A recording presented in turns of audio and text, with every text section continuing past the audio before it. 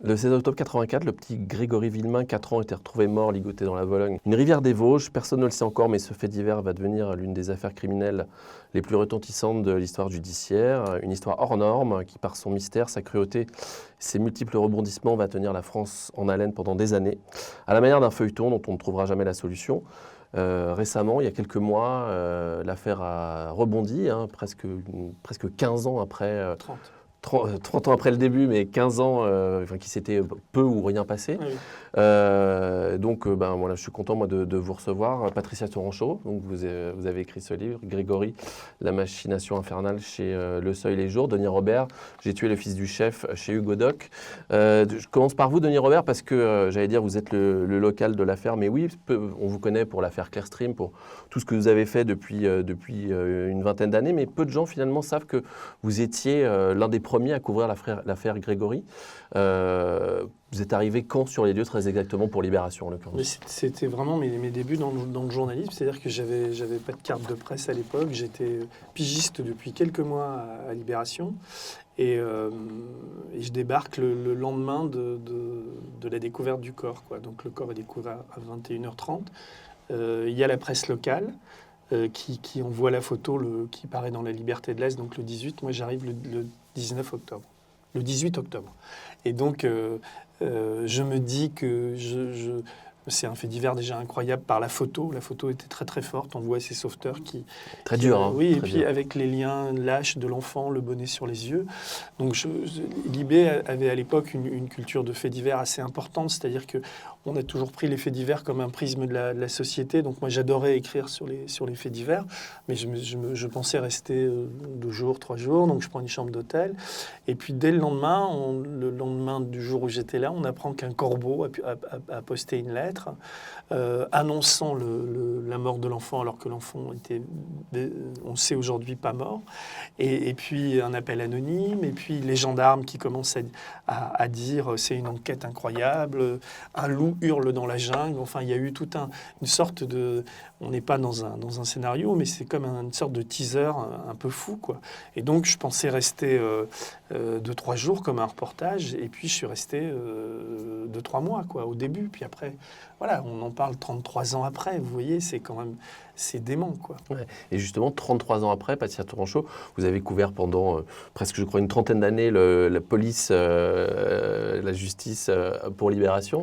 Maintenant, vous travaillez notamment pour le site Les Jours. Pourquoi vous avez eu envie, vous aussi, maintenant, de revenir sur cette affaire? C'est vrai que votre livre est une synthèse, j'allais dire, indispensable pour comprendre les tenants et les aboutissants de l'affaire. Parce que c'est le fait divers majeur du XXe siècle, il faut bien le dire. Cette affaire est devenue un truc incroyable en France, à l'étranger, partout. Et moi, je l'avais suivi à travers les articles de Denis et d'autres à l'époque. Moi, j'étais étudiante en journalisme. Et quand l'affaire... dans les années 2000, quand même, j'avais traité un petit peu les rebondissements côté ADN, expertise ADN, des cordelettes, des vêtements de l'enfant.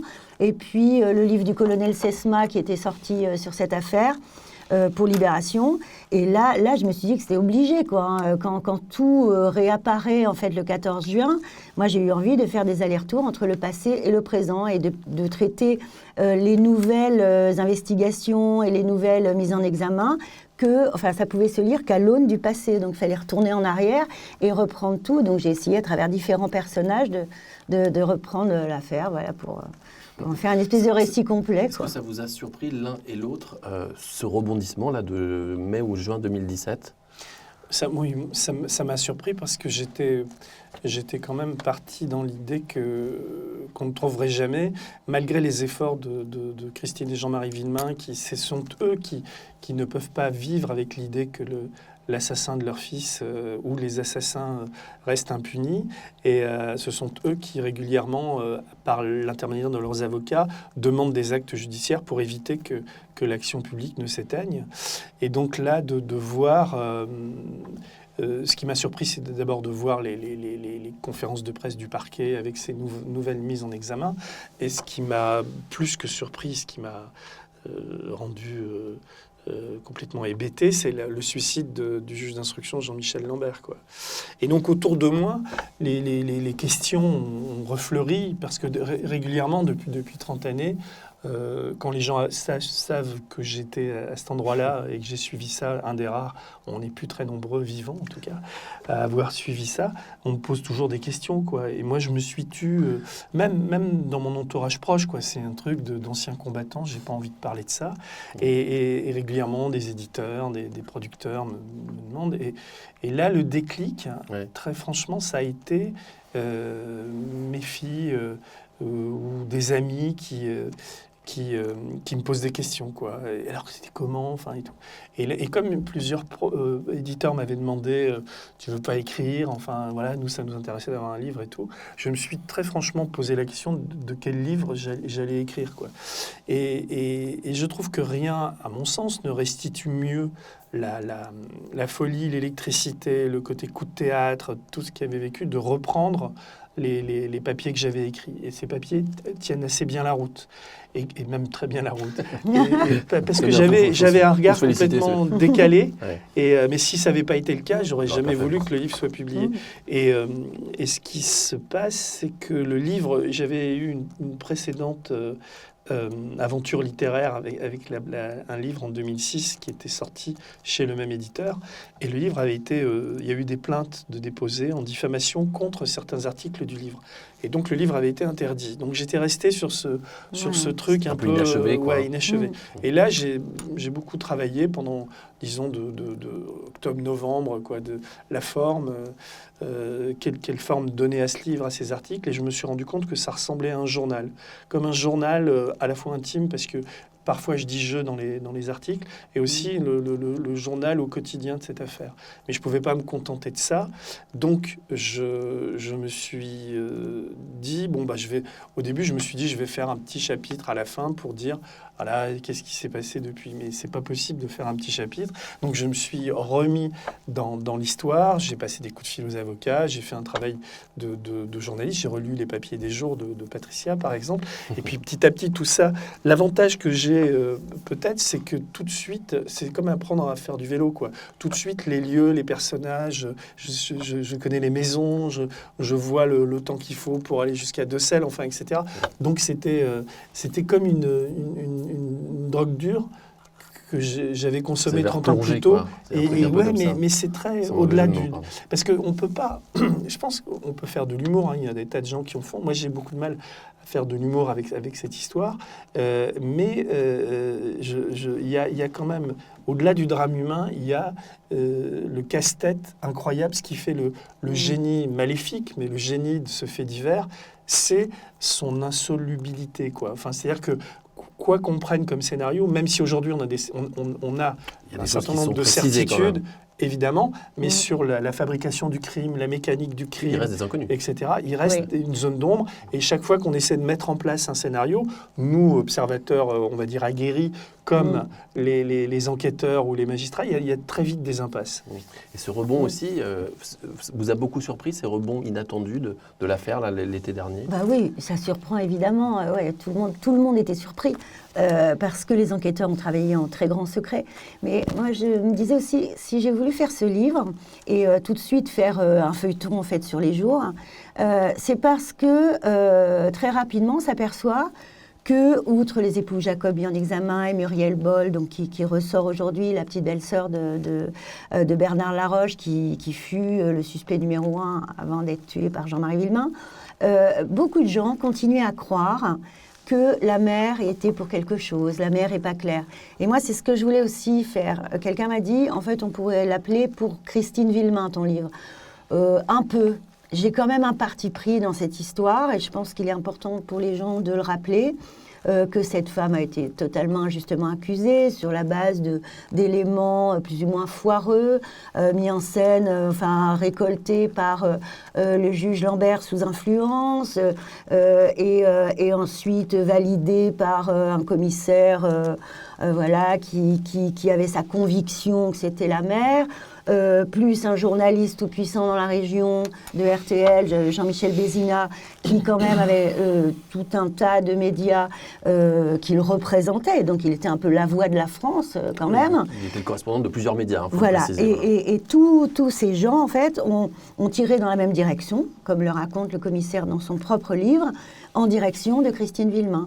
Et pendant des années, elle est quand même restée inculpée pour l'assassinat de son fils pendant 8 ans, avant de bénéficier d'un non-lieu le 3 février 1993.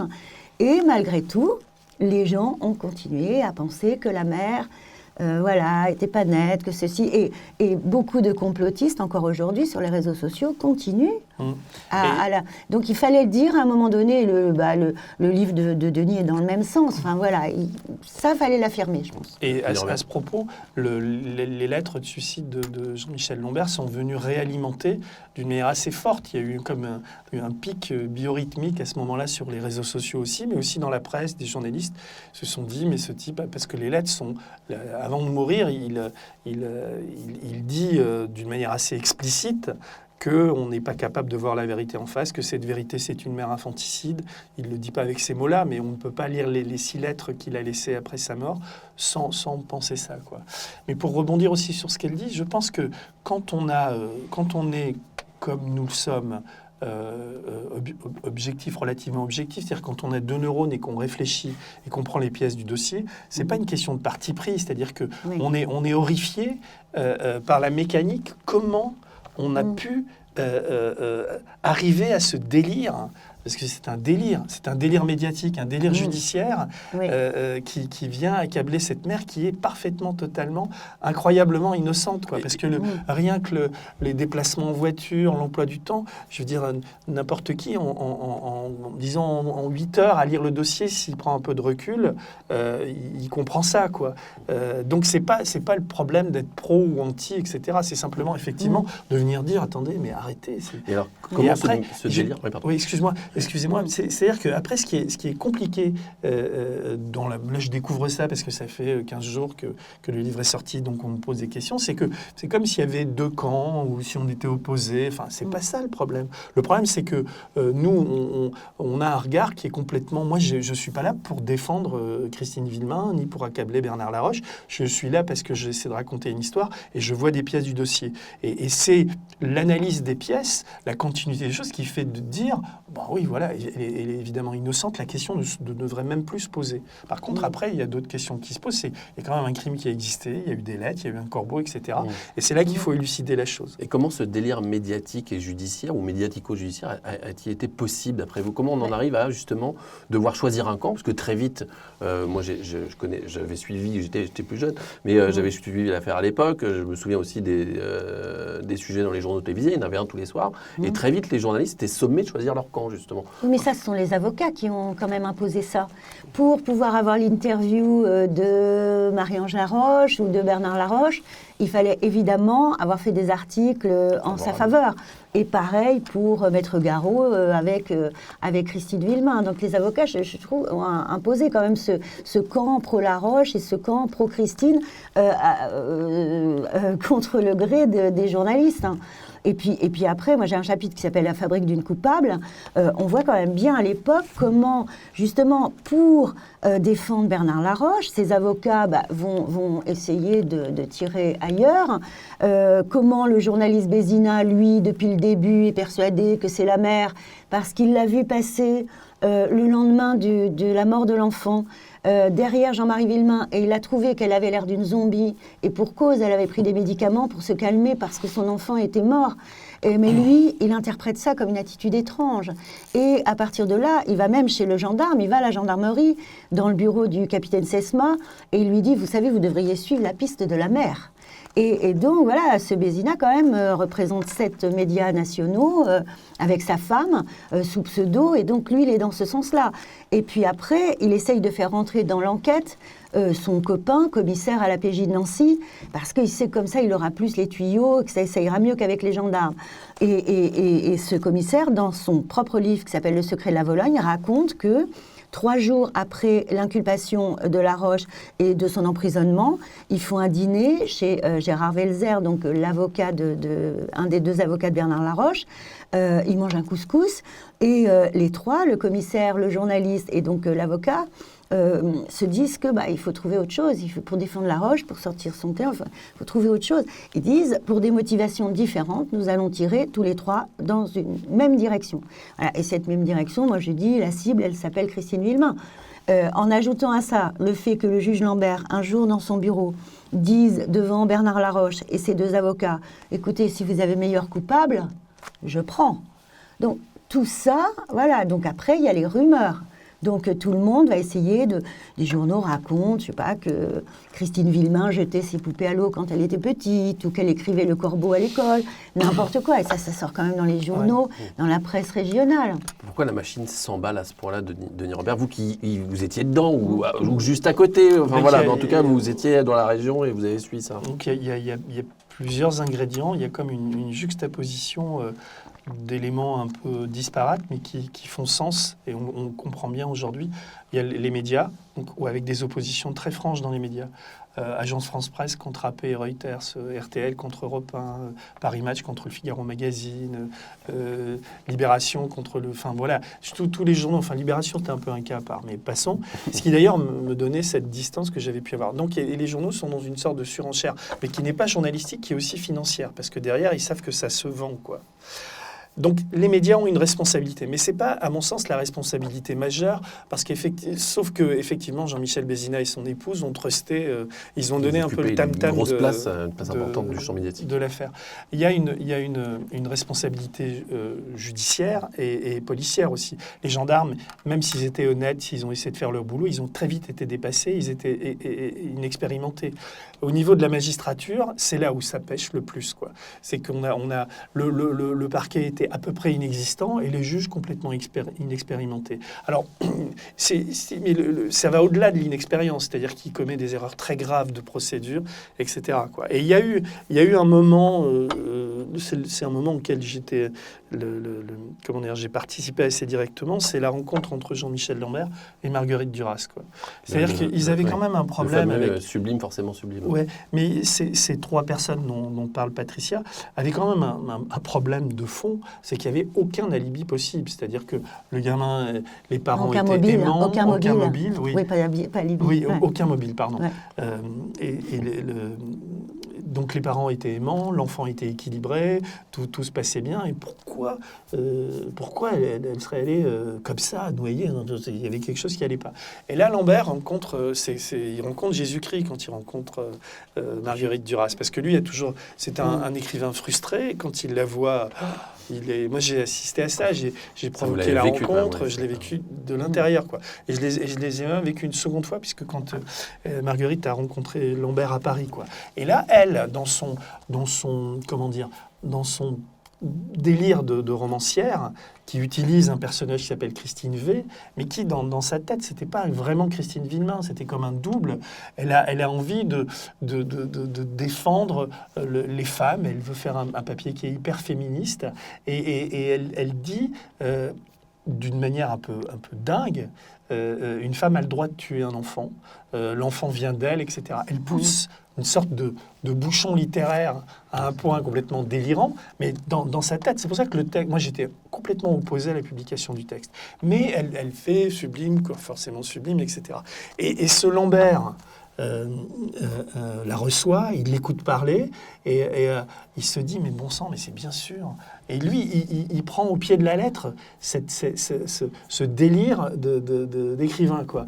Et ça va pas seulement avoir des dégâts ponctuels sur un article, ça va l'habiter en permanence. Et même quand il se suicide, il y a quelque chose qui est encore présent, c'est-à-dire qu'elle lui donne une sorte de couleur, une motivation au crime. Et lui, qui est habité par l'écriture, il se fait des nœuds au cerveau avec cette histoire, et quand il voit Christine Villemain, il voit une sorte de Christine V de dédoublement. Donc ça, vous voyez, ils avaient un vrai problème de motivation pour le crime, de motif, et avec elle, Marguerite lui a apporté un peu, c'est là où ce type est devenu, c'est complètement délirant, quoi. Ce magistrat est passé de l'autre côté, quoi. Et dans sa folie, il a entraîné tout le monde. Et comme les médias étaient pressés de vendre, après il a viré les gendarmes, il a mis les policiers. Et comme le Corbeau se délectait de tout ça, parce que l'ingrédient, quand même, l'acteur, le marionnettiste ultime, c'est quand même ceux ou ces foutus corbeaux qui viennent quand même dire bande de cons, vous ne me trouverez jamais, j'ai tué le gamin, le chef va te faire foutre. C'est d'une vulgarité. Encore là, je suis gentil quand je dis ça. Et il nargue non seulement la famille, famille, mais il nargue la presse, il nargue les magistrats. Et 33 ans après, on en est encore avec des expertises en voix, des expertises d'écriture, des profilers, des choses comme ça. Fiasco judiciaire aussi, avant le fiasco médiatique, d'après vous? Oui, en fait, oui, tout à fait. Ouais. Oui, parce que les graves erreurs de procédure dont parle Denis, elles ont quand même provoqué l'annulation de preuves, enfin, voilà, notamment enfin, un foulage, une empreinte avec des initiales qui seraient LB, qui pourraient correspondre à Bernard Laroche. Cette expertise, par exemple, le juge ne l'a pas demandé dans les formes. Donc, il a dit aux gendarmes, vous faites demander l'expert. J'ai potassé le code pénal, je sais, c'est comme ça. Alors que les gendarmes même lui demandaient, monsieur le juge, c'est à vous de faire l'ordonnance pour commettre l'expert. Il ne l'a pas fait. Donc, des pièces comme ça ont été annulées, sans compter que l'autopsie, enfin, le magistrat instructeur, normalement, doit demander au légiste un certain nombre de choses. L'examen des viscères de l'enfant pour savoir s'il est mort, comment est-ce qu'il a pris un produit, est-ce qu'il a eu de l'insuline. Voilà, ça on ne le saura jamais. Le peu d'eau que Grégory avait dans ses poumons, est-ce que c'est de l'eau de la rivière, de la Vologne, ou est-ce que c'est de l'eau du robinet? Tout ça, voilà. Et même ces procès-verbaux de transport de juges sur les lieux pour emmener, par exemple, Muriel Boll, refaire l'itinéraire qu'elle avait décrit, sont mal faits. Et ces PV ont été annulés, ses propres PV de transport de juge, parce qu'il ne sait pas les faire. Donc ça, c'est grave quand même. Et puis après, effectivement, il y a le côté narcissique du personnage, le côté, il aurait aimé faire tout dans la vie sauf juge, hein, plutôt écrivain, reporter, journaliste, agent secret, même il voulait faire un moment. Si vous voulez, voilà, et puis il pense que cette affaire, c'est quand même, il l'a dit, lors d'interview, c'est la chance de sa vie. C'est ça qui va lui permettre de devenir quelqu'un. Et donc là, il s'enflamme. Et puisqu'il est quand même sous la pression d'avocats de la défense qui ont raison de pointer ses lacunes, ses failles, ses erreurs dans son dossier, et qui vont l'emmener ailleurs aussi. Sur les avocats, il faudrait insister là-dessus parce que j'ai parlé des responsabilités comme ça aujourd'hui avec un peu de recul, d'autant qu'un avocat sort un livre lui aussi. Je pense que ce sont eux et lui entre autres. Qui est-ce qui sort ce livre, pardon ? Gérard Welzer, qui est l'avocat de Bernard Laroche, sort un livre et où il essaie de défendre l'honneur de Laroche et de son épouse. Et donc c'est les avocats des deux camps, parce que l'avocat de Christine Villemain, donc Henri-René Garot, pour se payer dans cette histoire, il lui fait faire des photos. Et eux, ils ont 24, enfin, Christine a 22 ans, lui a 25 balais. Ils ne savent pas, ils n'ont pas l'argent. Ouais, ils n'ont pas les moyens, dans tous les sens du terme, de se défendre. On sent ça. Non, ils se font dévorer par tout le monde. Ils sont perdus. Ouais. Garot est amené là par un journaliste d'Europe 1 qui se dit... c'est comme ça, d'ailleurs, qu'Elkabbach a pu faire l'interview de Christine Villemain. C'est des bagarres entre les radios. Et donc, comment dire, Garot va fabriquer... Ça va complètement... à l'antithèse d'une défense honnête, quoi. Parce que si on veut défendre un couple dont l'enfant a été assassiné, on les fait pas poser devant Paris Match, faire des couvertures, maquillées, souriantes, des choses comme ça. Et Christine Villemain est la première victime de ça. Jean-Marie Villemain aussi. Donc ils étaient entraînés dans une sorte d'engrenage comme ça. Et d'ailleurs, Garot est resté jusqu'au bout, quoi. Mais eux étaient perdus. Ils avaient pas... D'ailleurs, tout l'argent des photos, comme l'argent des livres, ils ont été condamnés, ils n'ont tiré aucun bénéfice. Ça a été ou pour payer l'avocat, ou pour payer ensuite pour indemniser Marie-Ange Laroche et Muriel Boll. Donc il y a les avocats de ce camp-là, et puis il y a les autres avocats, qui sont les avocats de Paul Pron surtout et Gérard Welzer, les avocats de Laroche, qui ont réussi, comme le juge était influençable, à petit à petit rentrer dans son cerveau, à faire des actes de procédure. En même temps, ils ont fait leur job d'avocat, qui était de sauver leurs clients. Ceci dit, ils ont usé de moyens qui sont plus que limites, quoi. Avec les plaintes, pareil, ils ont vendu la photo du cadavre de Laroche a été vendue. Il y avait des surenchères, donc la manière dont la presse a été actionnée par les deux camps, j'allais dire l'un a été plus habile que l'autre, quoi. Mais tout ça a provoqué l'assassinat de Bernard Laroche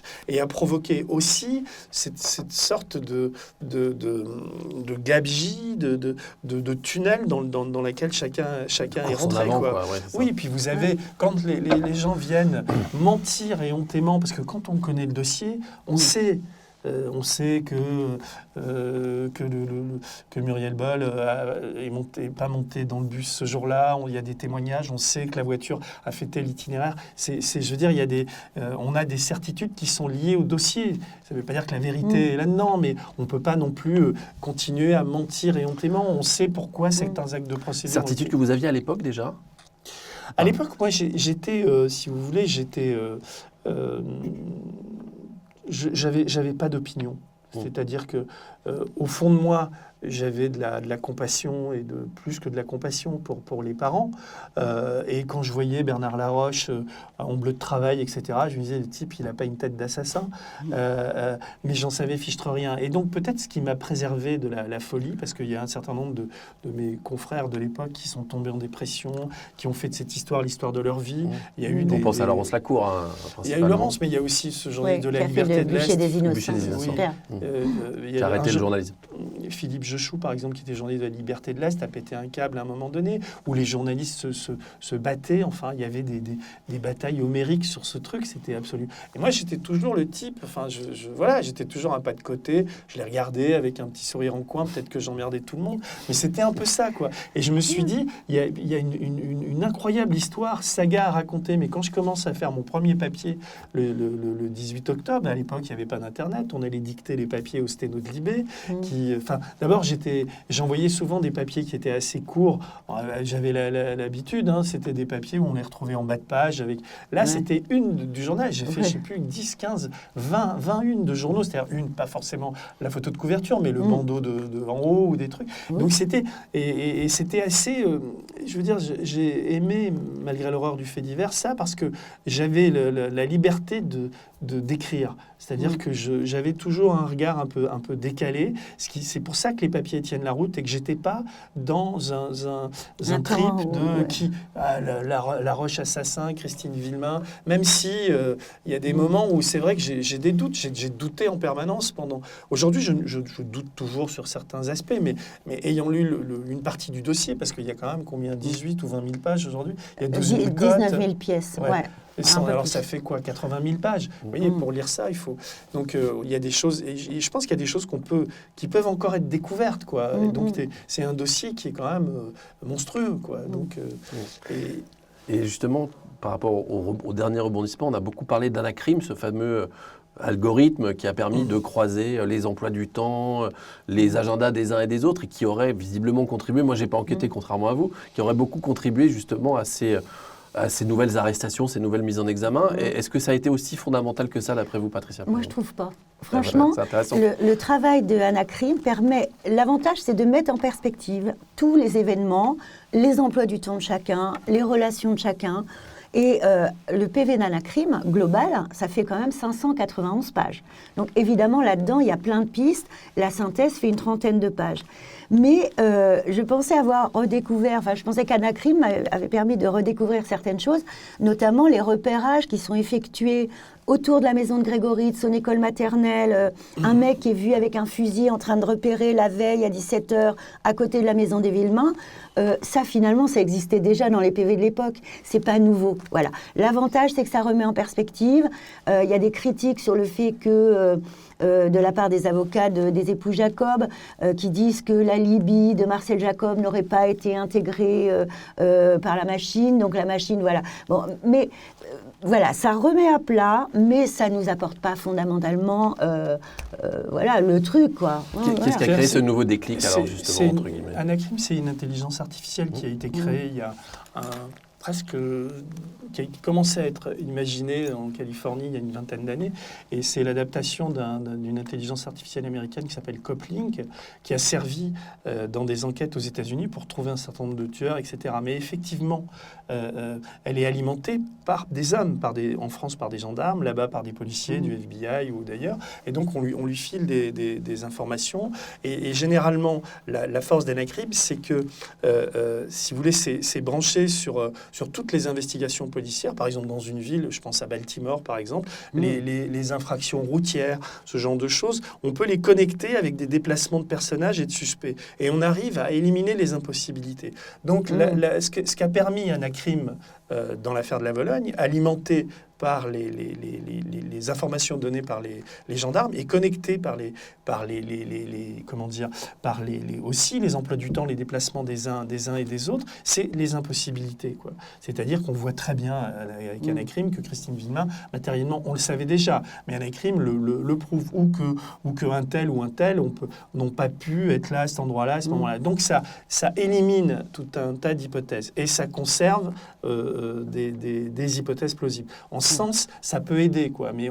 Et ce travail de collecte d'informations et d'interconnexion d'informations, un cerveau humain ou un être humain ne peut pas le faire seul. Donc c'est effectivement l'avantage. Mais effectivement, quand on lit le rapport, d'abord c'est très fastidieux, et puis on est déçu, quoi, parce que évidemment c'est pas la solution. Et là, par exemple, Marcel Jacob a été mis en examen pour, je connais pas le chef, enlèvement et séquestration suivi de mort de Grégory. Et parce que lui, d'après Anacrim, il n'avait pas d'alibi ce jour-là. Or, les avocats de Marcel Jacob se sont très vite rendus compte qu'il avait effectivement un alibi, puisque ce jour-là, il était en principe dans son usine de tissage à travailler de 14h à 21h, et il y avait une réunion syndicale avant. Alors, c'est très intéressant. Non, mais Anacrim dit, n'intègre pas cet alibi, mais ils disent quand même que son alibi est invérifiable aujourd'hui. C'est ce que je veux dire. Quand on discute avec des gens qui ont travaillé à l'époque, ils disent oui, mais quand on était syndicaliste, on pouvait rentrer ou sortir, ça posait aucun problème. Sauf que dans le PV de l'époque, on voit Marcel Jacob, alibi vérifié. Et c'est un gendarme qui écrit ça. On ne sait plus quel gendarme, on ne sait pas comment ça a été vérifié, etc. Mais c'est central parce que, on voit bien que là, ils sont mis en examen, Marcel Jacob et son épouse Jacqueline, qui travaillaient dans la même usine. Et leur alibi, c'est ça. Donc pour eux, c'est quand même assez fort. C'est compliqué de les amener aux assises sur cette base-là. Sauf qu'il y a peut-être des éléments qu'on ne connaît pas, sauf qu'il y aura peut-être de nouveaux témoignages, etc. Mais vous voyez, on est sur des détails comme ça, quoi. Ouais. Et c'était ma question suivante, c'est où en est l'affaire à l'heure actuelle, et est-ce que vous pensez qu'il y a une chance qu'il y ait un procès, sachant ces deux nouvelles mises en examen. Muriel Boll aussi, je crois, est mise en examen. Oui. Donc voilà, est-ce que les choses vont évoluer? Oui, parce que là, pour l'instant, Muriel Boll doit être réentendue.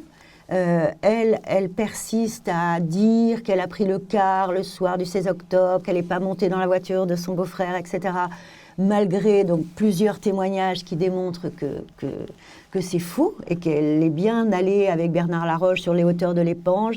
Ils sont vus par Madame Clodon et son amant, Monsieur Collin. Enfin bon, il y a plusieurs témoignages. Ses copines d'école qui ne la voient, qui disent, elle n'était pas dans le bus, elle est partie avec dans la voiture verte. Donc voilà, il y a de ça. Elle va être réentendue encore, réinterrogée. Bon, après, elle s'est emmurée dans le secret, quoi. Donc, oui, voilà. Elle ne veut plus parler. Malgré tout, il y a quand même quelques éléments qui montrent qu'elle était dans la voiture. Alors, passive ou active ? Quel est son... Voilà, la justice est en train d'explorer ce truc-là. Mais je pense que la juge Barbier de Dijon, elle est partie pour continuer et pour essayer d'aller jusqu'à un procès. Après, effectivement, les Jacob peuvent être peut-être acquittés ou que ce qui leur est reproché, le chef d'accusation, soit transformé. Par exemple, en association de malfaiteurs en lien avec un projet criminel. Ce qui peut-être, au vu des éléments du dossier, serait plus solide, parce qu'on voit bien que dans cette famille, quand même, il y a un petit clan qui rumine et qui sont plutôt malfaisants, quoi. Voilà, mais il y aura peut-être un procès. Vous posiez la question d'une chance. Moi, je pense qu'il y a une nécessité de procès. Et en fait, ce fait divers est tellement particulier. Il suscite tellement de passion depuis 33 ans maintenant. Il a suscité tellement aussi de dépenses en termes de judiciaire. Moi, je ne reproche pas du tout de faire des recherches. Au contraire, c'est que si ça se termine par une sorte de conclusion qui n'en est pas une avec, on ne sait pas. Il y a d'abord un deuil qui ne sera jamais fait par la famille, y compris d'ailleurs par la famille de Laroche, parce tous ces gens-là ont quand même un lourd fardeau sur sur leurs épaules, mais le pays entier se pose des questions par rapport à ça. Et le temps d'un procès d'assises, on l'a vu avec le procès de Jean-Marie Villemain, qui est quand même, c'était quand même un moment, on était à l'épicentre de toutes les haines et tous les personnages pendant 6 semaines ont été rassemblés et il y avait chaque jour, c'était très très particulier ce procès. Vous l'avez couvert, hein? Oui, je l'ai couvert et donc oui. je l'ai relu là, à l'occasion du livre. Et c'est vrai que toutes les questions, tout ce dont on parle aujourd'hui, ces témoins, Madame Clodon et tout ça, tous ces gens-là étaient vivants, sont venus s'exprimer. L'audition de Jean-Michel Lambert, l'audition de Jean-Marie Villemain, l'audition de Christine Villemain, l'audition de Marie-Ange Laroche. Enfin, chaque jour, il y avait, c'était à la fois très émouvant, très palpitant, bourré d'informations. J'ai des milliers de pages de notes sur ce truc. Mais en même temps, le procès qui était le procès de Jean-Marie Villemain était évidemment aussi le procès de l'assassinat de Grégory Villemain. Et donc ce rendez-vous judiciaire était très important pour les uns et les autres, et pour le public aussi, pour les chroniqueurs judiciaires. On a pu faire une sorte d'état des lieux de la procédure et du procès. Ça s'est soldé, en l'occurrence là, par la condamnation de Jean-Marie Villemain. Donc aujourd'hui, je pense un rendez-vous doit être organisé, un procès d'assises doit ressortir quand les procédures, tous les pourvois qui sont tentés, toutes les tentatives d'annihilation des parties qui n'ont pas envie qu'il y ait de procès. En même temps, tous les avocats ont plutôt envie de faire leur numéro, donc ils ont tous plutôt envie qu'il y ait un procès, mais ce procès est nécessaire. Et si ça se termine par un acquittement, au moins un jury populaire décidera d'acquitter Muriel Boll. Peut-être qu'il y aura d'autres mises en examen, peut-être qu'il y aura d'autres témoins, d'autres expertises. On ne sait jamais, l'ADN, ça n'a pas marché, mais il y a des expertises qui sont en cours, il y a des commissions rogatoires en cours, et je pense que si ces magistrats font ça, c'est pas pour s'amuser, c'est pas pour accabler un tel ou un tel, c'est parce que leur tâche est d'accéder à cette vérité qui pour l'instant est assez inaccessible. Le seul problème, c'est que Muriel Boll étant mineure au moment des faits, elle avait 15 ans, il est possible que ce soit une cour d'assises des mineurs, donc qui juge à huis clos l'ensemble des personnes. Et ça, ce serait terrible, parce que s'il n'y a pas de procès public, pour que les journalistes, pour que tout le monde en France soit informé de détails de chaque journée, de chaque témoin qui passe, de chaque preuve qui est examinée, ce serait un peu fichu, quoi. Ah, tu m'apprends quelque chose, je ne savais pas que c'était... On apprend des choses en regardant Télérama.fr. Et vous pensez que les passions seront les mêmes qu'il y a 25-30 ans autour d'un tel procès, s'il a lieu? Je ne sais pas, elles ont pu s'estomper, mais pour toute une génération de gens qui ont entre 40 et 70 ans, on va dire, cette affaire reste une énigme incroyable. Et pour les gens qui sont plus jeunes aujourd'hui, avec les nouveaux rebondissements, la manière dont tous les journaux de 20 heures ont ouvert là-dessus pendant plusieurs jours, le suicide de Lambert, il n'y a qu'à regarder les pages Google, c'est énorme. Donc il y a comme une frénésie autour de cette histoire, même si évidemment en 33 ans, c'est plus tout à fait pareil, parce qu'il y a 33 ans ou il y a 30 ans, enfin pendant les 2-3 années où le fait divers a fait la une des médias, il y avait cette électricité où on se disait peut-être qu'on va trouver le coupable, peut-être qu'on va y arriver, enfin, etc. Aujourd'hui, on est dans un temps qui est différent, puisque les gens se murent dans le silence, mais il peut y avoir des témoins de dernière minute, il peut y avoir... Tout peut arriver, quoi. À suivre donc. Merci beaucoup, Patricia Tourangeau. Merci, Denis Robert. Et à bientôt.